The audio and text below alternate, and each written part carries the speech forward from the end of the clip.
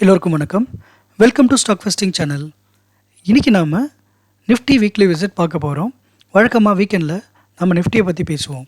அந்த வகையில் last week நம்ம நிஃப்டி பற்றின ஒரு ப்ரெடிக்ஷன் பண்ணியிருந்தோம், அதை பற்றி பேசுவோம். அதுக்கப்புறம் நிஃப்டி எப்படி பர்ஃபார்ம் பண்ணுச்சு லாஸ்ட் வீக் அப்படிங்கிறத பார்ப்போம். அதுக்கப்புறம் மூணாவதாக நிஃப்டி வரப்போகிற வாரத்தில் எப்படி பர்ஃபார்ம் பண்ண போகுது அப்படிங்கிறத நம்ம பார்க்கலாம். முதல்ல நம்ம லாஸ்ட் வீக் என்ன ப்ரெடிக்ஷன் பண்ணோன்னா 22,135 ஒரு ஸ்ட்ராங் சப்போர்ட் எடுக்கும். 22,300 22,600 வரைக்கும் இந்த ரெண்டு ரேஞ்சுக்குள்ளே தான் நிஃப்டி ட்ரேட் ஆகும் அப்படின்னு நம்ம சொல்லியிருந்தோம். பழைய வீடியோ போய் பார்த்தீங்கன்னா உங்களுக்கு புரியும். சரி, இப்போ நம்ம பண்ண ப்ரெடிக்ஷனுக்கும் மார்க்கெட் லாஸ்ட் வீக் எப்படி பர்ஃபார்ம் பண்ணுச்சு அப்படிங்கிறத நம்ம ஒரு சார்ட்டில் போய் கண்டிப்பாக பார்க்கலாம். ட்ரேடிங் வியூவில் இருக்கும் நிஃப்டி. இதான் நம்ம போன வாரம் போட்ட சார்ட். நம்ம என்ன சொல்லியிருந்தோன்னா, நிஃப்டி இந்த சேனலுக்குள்ளே ட்ராவல் ஆகிட்டுருக்கு. இந்த 22,135 ஸ்ட்ராங் சப்போர்ட் ஜோன் எடுத்திருக்கு. 22,300 22,600 வரைக்கும் இந்த ரேஞ்சுக்குள்ளே போகும். அதிகபட்சம் 620 வரைக்கும் டார்கெட் வச்சுருந்தோம். இந்த இடத்துல சப்போர்ட் எடுக்கும். இந்த சேனல் விட்டு உடஞ்சதுன்னா டவுன் ட்ரெண்ட் வரதுக்கு வாய்ப்பு இருக்குது அப்படின்னு நம்ம பேசியிருந்தோம். இது வெள்ளிக்கிழமை, Monday, Tuesday, Wednesday, Thursday, Friday. So திங்கக்கிழமை பார்த்திங்கன்னா நம்ம சொன்ன மாதிரியே இந்த ரேஞ்சுக்குள்ளே தான் கரெக்டாக ட்ராவல் ஆகிருக்கு. அதுக்கப்புறம் திரும்ப ப்ளூவில் தான் இருந்துச்சு, இந்த ரேஞ்சில் தான் இருந்துச்சு. மூணாவது நாளும் அந்த ரேஞ்சில் தான் இருந்துச்சு. பட் திடீர்னு ஒரு செல் ஆஃப் வந்தது. கீழே சப்போர்ட்டையும் உடச்சிட்டு கீழே வந்துச்சு. சப்போர்ட் உடச்சி சேனலையும் உடச்சி கீழே க்ளோஸ் ஆச்சு. இது ஒரு பெரிய பேனிக் டே, வெனஸ்டே.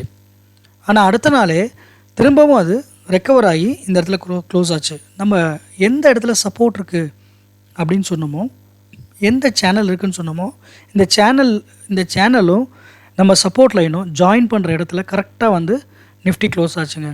அதாவது என்னென்னா, திரும்பவும் நிஃப்டி இந்த சேனலுக்குள்ளே வர்றதுக்கு ட்ரை பண்ணிச்சு தேர்ஸ்டே. பட் அகெயின் ஃப்ரைடே கீழே இதுக்கு இன்சைடர் கேண்டில் மாதிரி விழுந்திருக்கு. இப்போ இதிலேருந்து என்ன பார்க்கலாம் அப்படின்னா, இந்த சேனலுக்குள்ளே அதால் போக முடியல. இந்த சப்போர்ட் ஜோன் ரெசிஸ்டன்ஸாக மாறுறதுக்கு வாய்ப்பு இருக்குது கொஞ்ச நாளைக்கு. ஸோ இந்த 5 நாளும் பார்த்தீங்கன்னா புட் டுகெதர் ஒரு வாரமாக வச்சு நீங்கள் பார்த்தீங்கன்னா, இங்கே பாருங்கள், வீக்லி சார்ட் போடுறேன். நம்ம சொன்ன இந்த ரேஞ்சில் தான் ட்ராவல் ஆச்சு. கடைசி 2-3 நாளில் சப்போர்ட்டை உடைச்சிட்டு இந்த ட்ரெண்ட் லைனுக்கு வெளியில் நிஃப்டி க்ளோஸ் ஆகிருக்கு. இதுதான் நம்ம சொன்ன ப்ரெடிக்ஷனுக்கும் நிஃப்டி நடந்ததுக்கும் உள்ள வித்தியாசம். நம்ம அடிக்கடி சொல்கிற மாதிரி 70% பாசிபிலிட்டி இருக்குது. 30% நம்ம டெக்னிக்கலையும் தாண்டி சில ரீசன்ஸ்னால் நம்மளுடைய ப்ரெடிக்ஷன்ஸ் அகெயின்ஸ்டாக போகிறதுக்கு வாய்ப்பு இருக்குதுன்னு சொல்லியிருந்தோம். அந்த வகையில் 3 நாள் கரெக்டாக நம்ம சொன்ன மாதிரி போயிட்டு இருந்துச்சு. கடைசி 2 நாளில் சில ரீசன்ஸ்க்காக கீழே வந்திருக்கு. அது என்னென்ன ரீசன்ஸ்னு கண்டிப்பாக நம்ம பார்க்கலாம். சப்போர்ட் ப்ரோக்கன் ஆகிருக்கு. அதுக்கு என்ன காரணம்? வெனஸ்டே தான் ப்ரோக்கன் ஆச்சு, அதாவது உடஞ்சது. அதுக்கு நிறைய ரீசன் இருக்குது. வெனஸ்டே பார்த்திங்கன்னா உங்களுக்கு இந்த எலக்ட்ரல் பாண்ட், தேர்தல் பத்திரம், இந்த பிரச்சனை சுப்ரீம் கோர்ட்டில் நடந்துகிட்ருக்கு. இது ஒரு பெரிய பேனிக், ஸ்டேட் பேங்க் ஆஃப் இந்தியாவோட பிரச்சனை. இந்த மாதிரி சில ப்ராப்ளம்ஸ் ஒரு பேனிக்கை க்ரியேட் பண்ணியிருக்கு ரீட்டைலர்ஸ் கிட்ட. அது கூட ரீசனாக இருக்கலாம். அப்புறம் தேர்தல் ஆணையர் ரிசைன் பண்ணது, சரிங்களா? இந்த மாதிரி ஒரு அரசியல் ரீதியாக நிறைய காரணங்கள் இருந்தது. ஸோ எலெக்ஷன் வேறு நெருங்குது.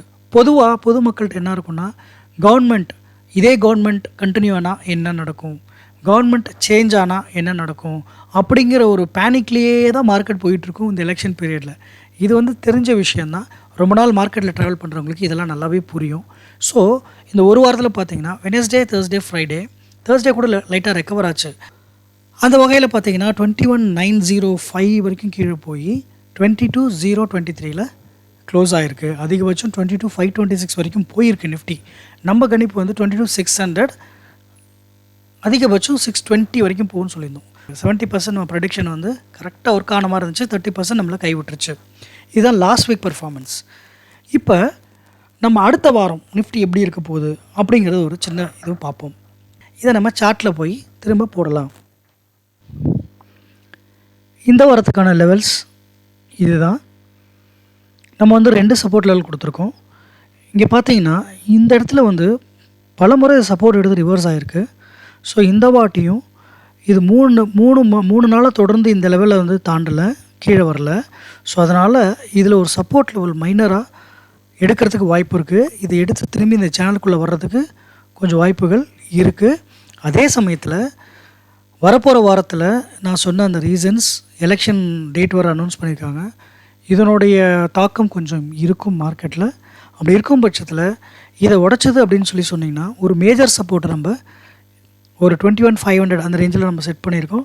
ஸோ ஆக மொத்தம் நிஃப்டி என்னை பொறுத்த வரைக்கும் இந்த 22,350லேருந்து 21,600 இந்த 500-600 பாயிண்ட்ஸ்குள்ளே தான் நிஃப்டி வந்து அடுத்த வாரம் ட்ரேட் ஆகும். இதுதான் நம்ம இந்த வரப்போகிற வாரத்துக்கான அனாலிசிஸ். நம்ம அங்கே பார்த்த லெவல்ஸ் கொடுத்துருக்கோம். சப்போர்ட் வந்து உங்களுக்கு 2 சப்போர்ட் கொடுத்துருக்கேன்.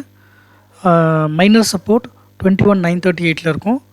அதில் வந்து எடுத்து திரும்ப பழைய ட்ராக்குள்ளே போகிறதுக்கு சேனலுக்குள்ளே போகிறதுக்கு வாய்ப்பு இருக்குது. இருந்தாலும் வரப்போகிற காலத்தை கன்சிடர் பண்ணி 21,522 வரைக்கும் அது சப்போர்ட் எடுக்க வாய்ப்பு இருக்குது. Nifty will be trading between 21,610 to 22,350. அதாவது இங்கே இந்த 700 பாயிண்ட்டுக்குள்ளே தான் நிஃப்டி நெக்ஸ்ட் வீக் வந்து ட்ரேட் ஆகும்.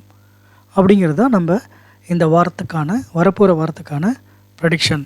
இது எப்படி பர்ஃபார்ம் பண்ண போகுது அப்படிங்கிறத அடுத்த வாரம் நிஃப்டி வீக்லி விசிட்டில் கண்டிப்பாக பார்க்கலாம். உங்களுக்கு இந்த கண்டென்ட் பிடிச்சிருக்கும் நான் நம்புகிறேன். பிடிச்சிருந்தால் லைக் பண்ணுங்கள், கமெண்ட் பண்ணுங்கள், உங்கள் ஃப்ரெண்ட்ஸ் அண்ட் ஃபேமிலிக்கு ஷேர் பண்ணுங்கள். நம்ம சேனலை மறக்காமல் சப்ஸ்கிரைப் பண்ணி நமக்கு ஆதரவு தாங்க. நன்றி, வணக்கம், வாழ்க தமிழ்.